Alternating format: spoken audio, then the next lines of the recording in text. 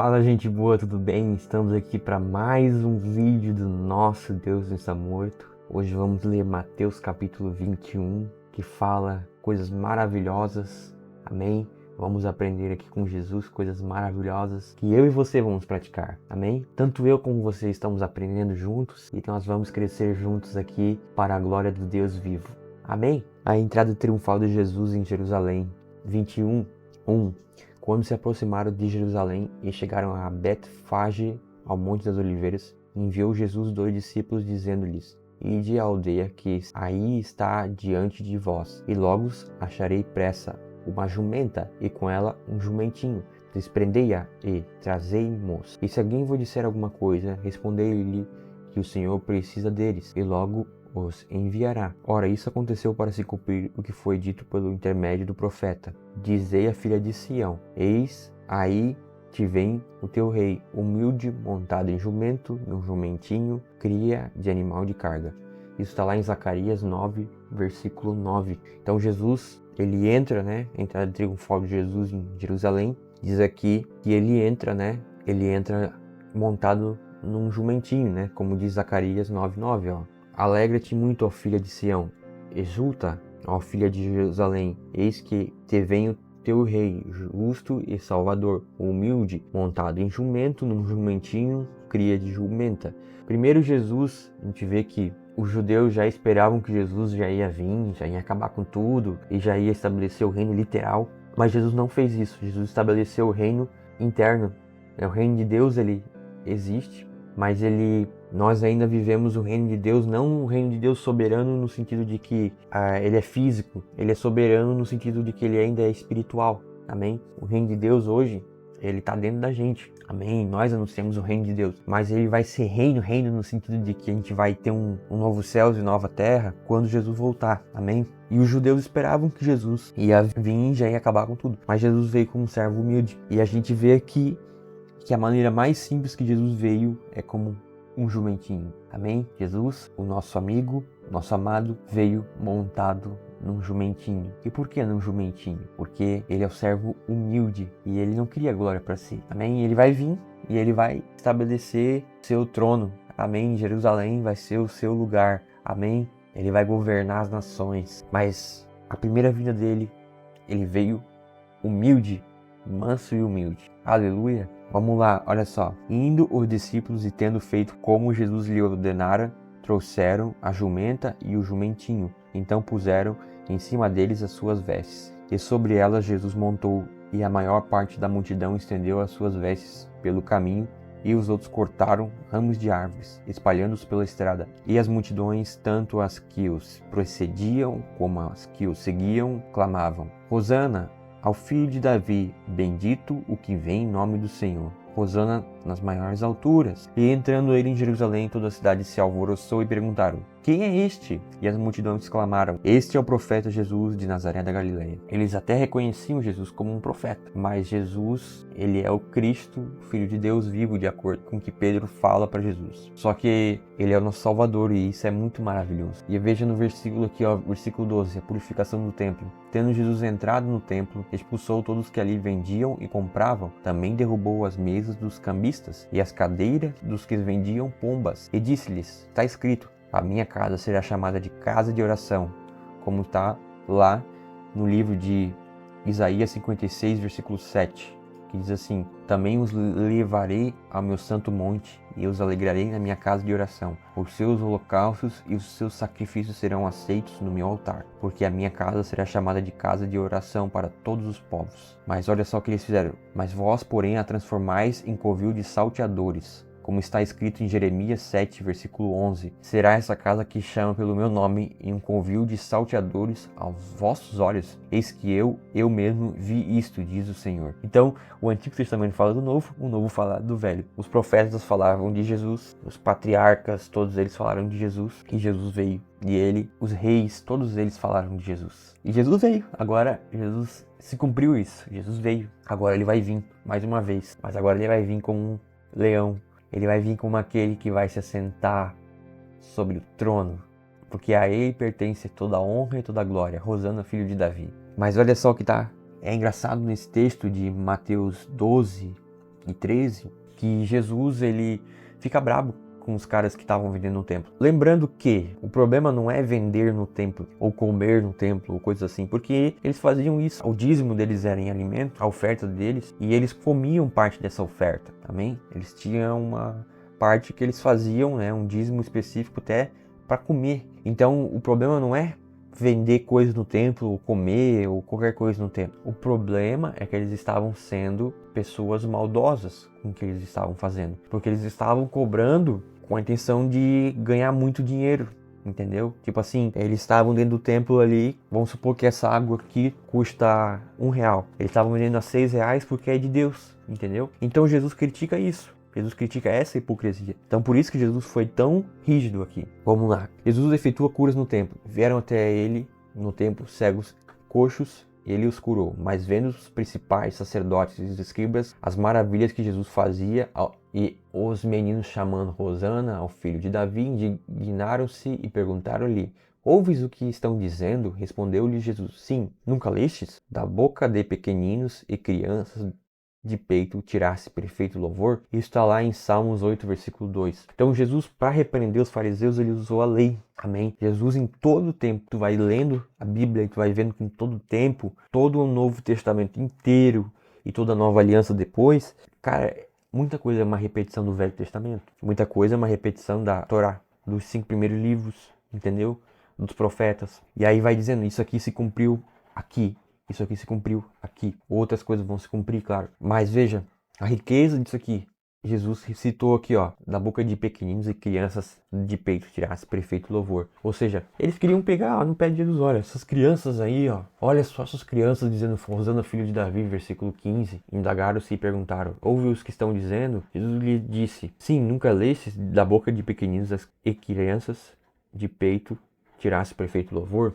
E deixando-os, saiu da cidade para Betânia, onde pernoitou. Ou, como diz aqui em outra versão, e ele, deixando, saiu da cidade de Betânia e ele se alojou ali. Ou seja, Jesus, né, fez o que tinha que ser feito. A figueira sem fruto. Cedo de manhã, ao voltar para a cidade, teve fome e vendo uma figueira à beira do caminho, aproximou-se dela e, não tendo achado senão folhas, disse-lhe: nunca mais nasça fruto de ti. E a figueira secou imediatamente. Vendo isso, os discípulos admiraram-se e exclamaram: como secou depressa a figueira? Jesus, porém, lhe respondeu: em verdade vos digo que, se tiveres fé e não duvidares, não somente fareis o que foi feito à figueira, mas até mesmo se a este monte disserdes: ergue-te e lança-te no mar, tal sucederá. E tudo aquilo quanto pedires em oração, crendo, recebereis. Então Jesus amaldiçoa a figueira e diz assim, ó, tudo aquilo que pedires, recebereis. Ou seja, é um segredo de oração. Tem mais significado essa questão da figueira, mas a questão é que tudo aquilo que nós pedimos, a gente vai receber se a gente pedir, não só para os nossos próprios interesses, obviamente, como diz mais para frente. A autoridade de Jesus e o batismo de João. Tendo Jesus chegado ao templo, estando já ensinando, acercaram-se dele os principais sacerdotes e os anciãos do povo, perguntando: com que autoridade fazia essas coisas? E quem te deu autoridade? Ou quem te deu essa autoridade? Jesus lhe respondeu: eu também vos farei uma pergunta. Se me responderdes, também vos direi com que autoridade faço estas coisas. De onde era o batismo de João? Do céu ou dos homens?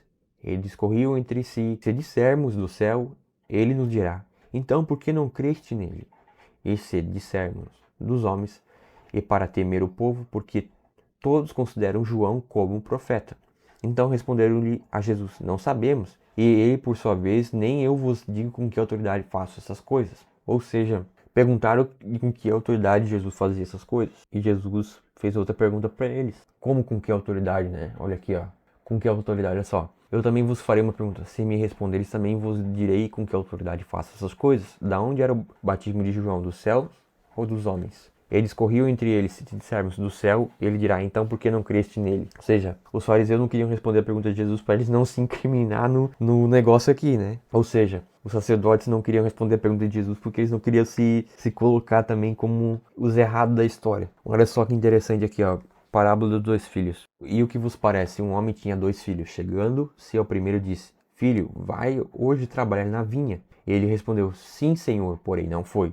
Dirigindo-se ao segundo, disse-lhe a mesma coisa. Mas este respondeu, não quero. Depois, arrependido, foi. Qual dos dois fez a vontade do Pai? Disseram, o segundo. Declarou-lhe Jesus, em verdade vos digo que publicanos e meretrizes vos procedem no reino de Deus. Porque João veio a vós outros no caminho da justiça, e não acreditar-se nele, ao passo que os publicanos, ou que publicanos e meretrizes creram. Vós, porém, mesmos vendo isso, não vos arrependestes, afinal, para acreditardes nele. Ou seja, aquele que diz que vai fazer e não faz, para Deus não importa. Deus quer que a gente pegue e faça. Amém? Crer e fazer. E Jesus pega as pessoas mais humildes para fazer a sua obra. Porque as que se diziam ser as mais importantes, de fato não fizeram a obra de Deus. Apenas falaram o que ia fazer, mas não fizeram.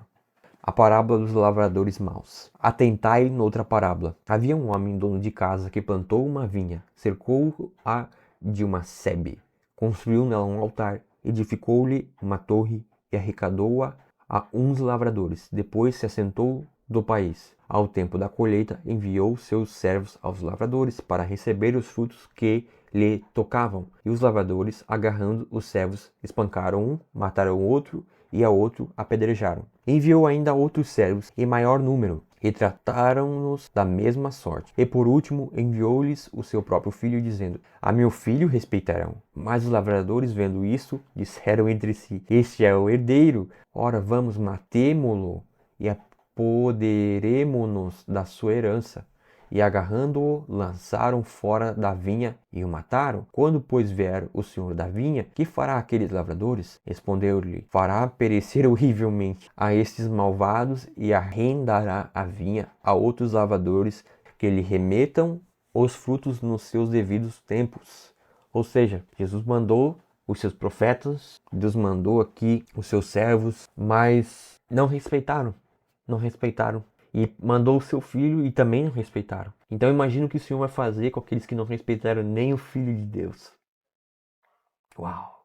Perguntou-lhe Jesus, nunca leste nas Escrituras? A pedra que os construtores rejeitaram veio a ser a principal pedra angular. Isso procede do Senhor e é maravilhoso aos nossos olhos. Salmos 118, 22 ao 23. Essa questão de pedra é muito interessante porque lá em Daniel, na estátua de Daniel, a gente vê que existe uma pedra que cai e derruba aquela estátua. A pedra é Cristo. Então Jesus, ele acaba com todos os reinos da terra, porque ele é superior a qualquer reino humano, porque o reino dele está em outro patamar, em outro nível. E a pedra, ou seja, o reino deles que as pessoas rejeitaram, é a mais importante de todas, porque é o reino mais importante de todos. O reino que muitos rejeitaram é o reino de Deus, e esse é o reino mais importante de todos. E é o reino que não vai demorar muito para se estabelecer e Jesus voltar. E Jesus veio, trouxe o reino. Só que o reino dele está dentro de nós. A gente tem que anunciar o reino e reconciliar todas as coisas. Ou seja, falar do ministério da reconciliação, como diz lá 2 Coríntios 5, versículo 17 e 18 em diante. Mas isso é em partes, porque o reino eterno de Deus, o reino que Deus vai, a gente vai ver o reino literal, é quando Jesus voltar. E nós devemos estar preparados para isso, para subir com o Senhor. Amém? Aleluia. Olha só, versículo 43. Portanto vos digo que o reino de Deus vos será tirado e será entregue a um povo que lhe produza os respectivos frutos. Todo que cair sobre esta pedra ficará em pedaços, e aquele sobre quem ela cair ficará reduzido a pó. A pedra lá em Daniel cai sobre alguém, sobre aquela estátua. A estátua tinha 4 partes, que simbolizam os 4 reinos mais importantes do mundo. Amém? E Jesus é a pedra. Amém? E ele é a rocha. Ele é aquele que veio e ele vai voltar agora como uma grande pedra, literalmente. Jesus é esse cara importante. Amém? Os principais sacerdotes e os fariseus, ouvindo essas palavras, entenderam o que era a respeito deles que Jesus falara, ou que Jesus falava. E, conquanto buscaram prendê-lo, temeram as multidões, porque elas o consideravam como profeta. Olha só, portanto vos digo que o reino de Deus vos será tirado e será entregue a um povo que lhe produza respectivos frutos. Ou seja, que frutos? Os frutos de arrependimento. Amém? Então o reino de Deus foi tirado de muitas pessoas ali que conheciam muito da palavra e foi dado para pessoas simples e humildes. E quem foram essas pessoas? Muitos cristãos gentílicos ao longo da história da igreja. E nós. Amém? Muitos de nós somos gentios, não somos judeus. Foi tirado de grandes pessoas importantes e foi dado a nós. Claro que o reino de Deus também é dos judeus. Jesus morreu por eles também. Jesus é o Deus deles também. Amém? Quando mais tarde a gente vê lá em Romanos 11, versículo 11, que Deus ainda tem algo para fazer com Israel, que eu creio que a igreja vai estar aqui e Deus vai salvar o povo dele, né? Mas isso, hoje, no momento atual, Deus, por meio da igreja, ou seja, todos aqueles que creem em Jesus, gentios e judeus, têm um reino para ser estabelecido todos os dias da nossa vida e que um dia vai ser estabelecido literalmente, hoje em partes, um dia perfeito. Amém? Deus ama os judeus, Deus é Deus de judeus e de gentios, mas Deus agora quer que nós anunciemos a mensagem e por meio dessa mensagem agora nós somos salvos. Amém? A mensagem de Jesus, que muitos não creram, inclusive o povo dele. Amém?